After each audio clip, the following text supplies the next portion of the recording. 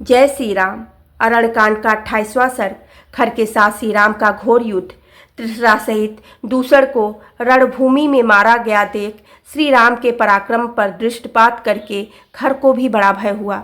एकमात्र श्री राम ने महान बलशाली और असहाय राक्षस सेना का वध कर डाला। दूसर और त्रिशरा को भी मार गिराया तथा मेरी सेना के अधिकांश 14,000 सप्रमुख वीरों को काल के गाल में भेज दिया।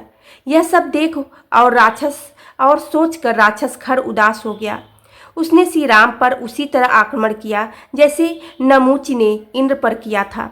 खर ने एक प्रबल धनुष को खींचकर श्री राम के प्रति बहुत से नाराज चलाए जो रक्त पीने वाले थे। वे समस्त नाराज रोष में भरे हुए विषधर सर्पों के समान प्रतीत होते थे।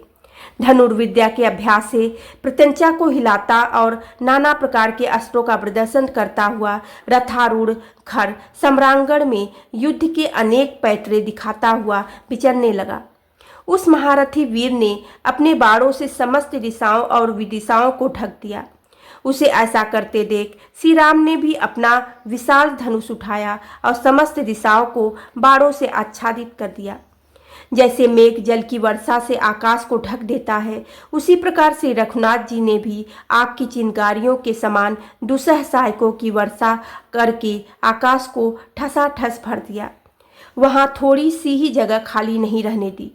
खर और श्री राम द्वारा छोड़े गए पैने बाणों से व्याघ्र हो सब ओर फैला हुआ आकाश चारों ओर से बाणों द्वारा भर जाने के कारण अवकाश रहित हो गया। एक दूसरे के वध के लिए रोषपूर्वक जूझते हुए उन दोनों वीरों के बाण जाल से आच्छादित होकर सूर्यदेव प्रकाशित नहीं होते थे। तदंतर खर ने रणभूमि में श्री राम पर नालिक, नाराज और तीखे अग्रवाल भाग वाले वकड़ नामक बाणों द्वारा प्रहार किया, मानो किसी महान गजराज को अंकुशों द्वारा मारा गया हो।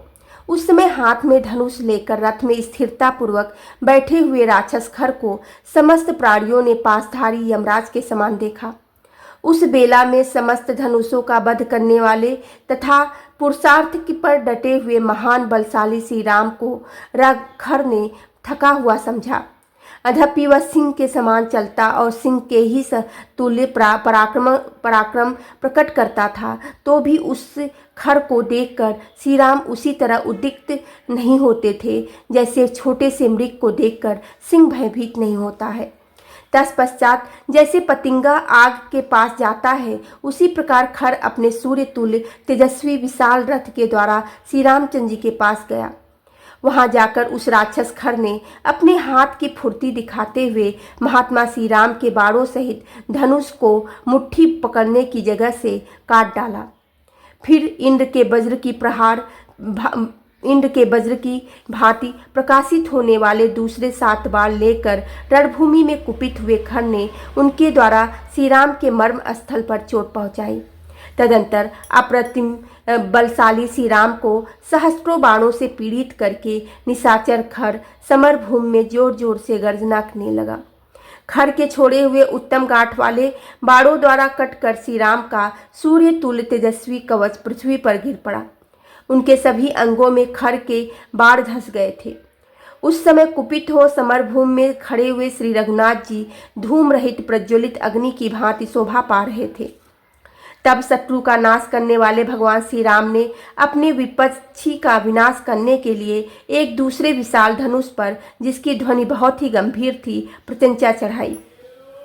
महर्षि अगस्त ने जो महान और उत्तम वैष्णव धनुष प्रदान किया था, उसी को लेकर उन्होंने खर पर धावा किया। उस समय अत्यंत क्रोध में भरकर श्री राम ने सोने की पांख और झुकी हुई गांठ वाले बाणों द्वारा सम्रांगण में खर की ध्वजा काट डाली।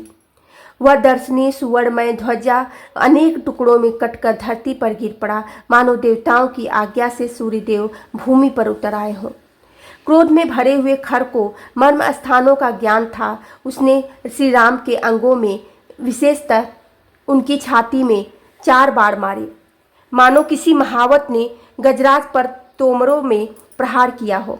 खर के धनुष से छूटे हुए बहुसंख्यक बाणों से घायल होकर श्री राम का सारा शरीर लहलुहान हो गया। इससे उनको बड़ा रोष हुआ। धनुधरों में श्रेष्ठ महाधनुर्धर श्री राम ने युद्ध स्थलों में पूर्वोक्त श्रेष्ठ धनुष को हाथ में लेकर लक्ष्य निश्चय करके खर को 6 बार मारे।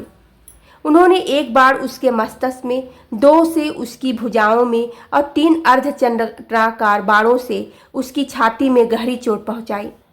तत्पश्चात महातेजस्वी श्री रामचंद्र जी ने कुपित होकर उस राक्षस को शान पर तेज किए हुए और सूर्य के समान चमकने वाले 13 बाण मारे। एक बाण से तो उसके रथ का जुआ काट दिया, 4 बाणों से चारों चितकबरे घोड़े मार डाले और 6ठे बाणों से युद्ध स्थल में खर के सारथी का मस्तक काट गिराया। तत्पश्चात 3 बाणों से त्रिवेणी जुए के आधार दंड और 2 से रथ के धुरे को खंडित करके महान शक्तिशाली और बलवान श्री राम ने 12वें बाण से खर के बाण सहित धनुष के 2 टुकड़े कर दिए। इसके बाद इंद्र के समान तेजस्वी श्री रघुवेंद्र ने हंसते हंसते वज्रतुल 13वें बाण के द्वारा सम्रांगण में खर को घायल कर दिया। धनुष के खंडित होने, रथ के टूटने, घोड़ों के मारे जाने और सारथी के भी नष्ट हो जाने पर खर उस समय हाथ में गदा ले रथ से कूदकर धरती पर खड़ा हो गया। उस अवसर पर विमान पर बैठे हुए देवता और महर्षि हर्ष से उत्फुल्ल हो परस्पर मिलकर हाथ जोड़ महारथी श्री राम के उस कर्म की भूरी भूरी प्रशंसा करने लगे। बोलो सियावेरे रामचंद्र की जय, पवन सुत हनुमान की जय।